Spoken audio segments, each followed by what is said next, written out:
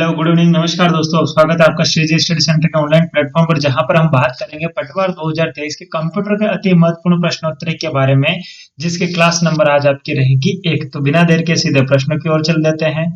तो आज का हमारा जो पहला प्रश्न है वो आप ध्यान से पढ़िए और बताइए क्या होगा इसका करेक्ट आंसर। माइक्रो प्रोसेसर जो कंप्यूटर का मस्तिष्क होता है उसे रिक्त स्थान भी कहा जाता है। यानी कंप्यूटर का जो मस्तिष्क होता है माइक्रो प्रोसेसर, जो उसको क्या कहा जाता है यह आपको बताना है। Option number 1 microchip, option number 2 macrochip, microprocessor या फिर कैलकुलेटर। तो यहाँ पर आपको बताना है करेक्ट आंसर। तो यहाँ पर हमारा जो करेक्ट आंसर निकलेगा वो है ऑप्शन नंबर 1 यानी कि माइक्रोचिप कहा जाता है। अगले प्रश्न की तरफ बढ़ेंगे। अगला प्रश्न क्या कह रहा है, देखिए ध्यान से पढ़िए। कंप्यूटर एक इलेक्ट्रॉनिक उपकरण है जो रिक्त स्थान के माध्यम से आंकड़ों को ग्रहण करता है, उनसे करता है एवं को निर्धारित स्थान करता है। तो यहाँ पर आपको 3 बताने हैं, 1, 2 और 3 बताने हैं कि यहाँ पर क्या आएगा। इनपुट प्रक्रिया और सूचना संग्रहित इनपुट प्रक्रिया इनपुट प्रक्रिया या फिर कोई सही नहीं। तो यहाँ पर हमारा जो करेक्ट आंसर होगा वो होगा ऑप्शन नंबर 4 यानी कि यहाँ पर कोई भी सही नहीं है। अगला प्रश्न आप देखेंगे क्या कहता है हमारा अगला प्रश्न। अनुप्रयोगों के आधार पर कंप्यूटरों के प्रकार होते हैं। कंप्यूटर के कितने प्रकार होते हैं बताना है। एनालॉग कंप्यूटर होता है क्या, बताइए फटाफट। एनालॉग कंप्यूटर होता है। डिजिटल कंप्यूटर भी होता है, बिल्कुल होता है। हाइब्रिड कंप्यूटर भी होता है, बिल्कुल होता है। यानी कि हमारा जो ऑप्शन करेक्ट होगा वो होगा ऑप्शन नंबर 4 यानी कि तीनों सही है। अगला प्रश्न देखेंगे। अगला प्रश्न क्या कहता है, आकार के आधार पर कंप्यूटरों की श्रेणी हो सकती है।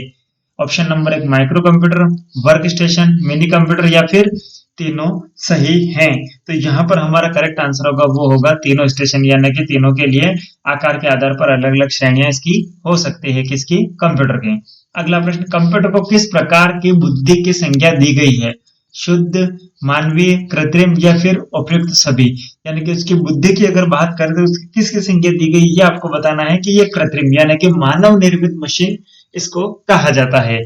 अगला प्रश्न देखेंगे। अगला प्रश्न क्या कहता है, कंट्रोल यूनिट के लिए सही है। यानी कि ये जो कथन लिखे हुए हैं इनमें से कंट्रोल यूनिट के लिए कौन सा सही है यह आपको बताना है। यह कंप्यूटर के इनपुट एवं आउटपुट युक्तियों को नियंत्रण में रखता है। इनपुट युक्तियों की सहायता से सूचना डाटा को कंट्रोलर तक लाना। उपयुक्त दोनों सही है तथा एक व दो दोनों ही गलत हैं। तो यहाँ पर जो करेक्ट आंसर होगा ऑप्शन नंबर यहाँ पर आपका करेक्ट निकलेगा 3 यानी कि दोनों सही है। कंप्यूटर की इनपुट एवं आउटपुट युक्तियों को नियंत्रण में भी रखता है और इनपुट युक्तियों की सहायता से सूचना डाटा को कंट्रोल तक लाने का काम भी कंट्रोल यूनिट ही आपका करता है। अगला प्रश्न देखेंगे यहाँ पर, कंपेयर है। कंपेयर क्या है, एएलयू का अर्थमेटिक कार्य, एएलयू का लॉजिकल कार्य, एएलयू का इनपुट आउटपुट कार्य या फिर ये सभी। यहाँ पर एएलयू बार बार आ रहा है तो एएलयू की फुल फॉर्म होती है अर्थमेटिक लॉजिकल यूनिट, है ना। एएलयू की फुल फॉर्म होती है अर्थमेटिक लॉजिकल यूनिट। तो यहाँ पर जो हमारा करेक्ट आंसर होगा वो होगा ऑप्शन नंबर 3 यानी कि अर्थ एएलयू का अर्थमेटिक कार्य होता है। अगला प्रश्न, विश्व का सबसे पहला कंप्यूटर कब बना है। 1978, 1979, 1980 या फिर 1981। तो यहाँ पर जो करेक्ट आंसर होगा वो होगा ऑप्शन नंबर 2 यानी कि 1979। अगला प्रश्न, भारत में निर्मित प्रथम कंप्यूटर का क्या नाम है। जो कंप्यूटर बना भारत के अंतर्गत उसका नाम क्या है। आर्यभट्ट, सिद्धार्थ, बुद्ध या फिर अशोक। तो यहाँ पर जो करेक्ट आंसर होगा वो होगा ऑप्शन नंबर 2 यानी कि जो पहला निकला था कंप्यूटर अपना बनाया गया था उसका नाम था सिद्धार्थ। अगला प्रश्न, पूर्व में फोर्ट्रॉन के साथ कार्य करने वाले कंप्यूटर किस युग के कंप्यूटर थे। फोर्ट्रॉन के साथ कार्य करने वाले, है ना, पहले, दूसरे, तीसरे या फिर चौथे। यानी कि कौन से पीढ़ी के वो कंप्यूटर थे, तो वो थे आपके दूसरी पीढ़ी के कंप्यूटर। अगला प्रश्न, प्रत्येक पीढ़ी के कंप्यूटर के मुख्य घटक हैं electron tube, transistor, integrated circuit या फिर एलआईसी इंटीग्रेटेड सर्किट। यानी कि आईसी की फुल फॉर्म होती है इंटीग्रेटेड सर्किट। यानी कि तीसरी पीढ़ी के कंप्यूटर के जो मुख्य घटक थे वो क्या थे, उनके मुख्य घटक थे आईसी चिप का इनमें प्रयोग किया गया था, है ना। अगला प्रश्न, रिक्त स्थान संपूर्णीय, ये है आपका सुपर, है ना, सुपर। सुपर चिप का प्रयोग मिनी कंप्यूटर में लगाने से वह सुपर मिनी कंप्यूटर बन जाता है, यानी कि कितनी आपको डिजिट्स बनाने की कितनी सुपर चिप का प्रयोग करने पर मिनी कंप्यूटरों को सुपर कंप्यूटर बना सकता है। तो यहाँ पर जो करेक्ट आंसर होगा ऑप्शन नंबर 3 यानी कि 80,386। ठीक है, अगला प्रश्न देखेंगे। माइक्रो कंप्यूटर की क्षमता प्रति सेकंड होती है 1 लाख संक्रियाएं, 2 लाख संक्रियाएं, 4 लाख संक्रियाएं या फिर 5 लाख संक्रियाएं, यानी कि प्रति सेकंड इनकी क्षमता कितनी होती है। तो यहाँ पर करेक्ट आंसर होगा ऑप्शन नंबर 1 यानी कि 1 लाख संक्रिया प्रति सेकंड इनकी स्पीड होती है, यानी कि इनकी क्षमता होती है, स्पीड नहीं सॉरी इनको क्षमता बोलेंगे हम, इनकी क्षमता होती है। अगला प्रश्न, आधुनिक डिजिटल कंप्यूटर में किस पद्धति का उपयोग किया जाता है? द्विआधारी अंक पद्धति, दशमलव अंक पद्धति, अनुरूप गणना पद्धति या फिर उपयुक्त तीनों। यहाँ पर जो करेक्ट आंसर होगा वो होगा हमारा ऑप्शन नंबर 1 यानी कि द्विआधारी अंक पद्धति, है ना। अगला प्रश्न देखेंगे। भारत में विकसित सुपर कंप्यूटर परम का विकास किस संस्था ने किया है?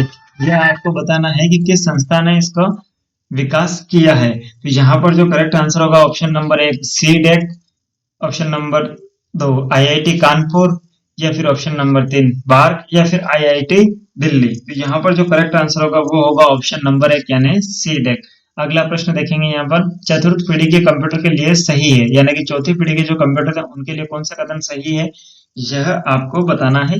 सन 1971 में बहुत अधिक मात्रा में सर्किट को एकल चिप पर समाहित किया गया था।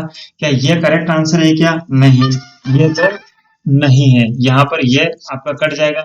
ऑप्शन नंबर 2, 1975 में प्रथम माइक्रो कंप्यूटर अल्टर 8000 प्रस्तुत किया गया था, है ना, ये भी गलत है, यानी कि ऑप्शन नंबर 2 भी आपका कट जाएगा। ऑप्शन नंबर 3, सन 1981 में आईबीएम ने पर्सनल कंप्यूटर प्रस्तुत किया जिसका उपयोग घर, कार्यालय एवं विद्यालय में होता था, ये भी नहीं है, यानी उपयुक्त तीनों विकल्प सही है, बिल्कुल करेक्ट यही है, यानी कि ये भी है, ये भी है, ये भी है, यानी कि ये तीनों ही विकल्प आपके सही है ना।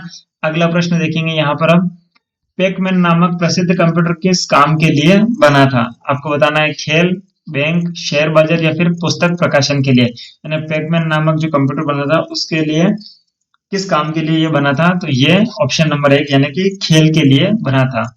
अगला प्रश्न यहाँ पर, क्रय क्या है? Mini computer, micro computer, mainframe computer या फिर सुपर कंप्यूटर, यानी कि क्रय क्या है? क्रय एक सुपर कंप्यूटर है। अगला प्रश्न देखेंगे, अंकीय कंप्यूटर गणनाएं प्रति सेकंड कर सकता है। अंकीय कंप्यूटर जो है कितनी गणनाएं प्रति सेकंड कर सकता है? हजारों, करोड़ों, सैकड़ों या फिर गणना नहीं कर सकते हैं, यानी कि अगणनीय होते हैं।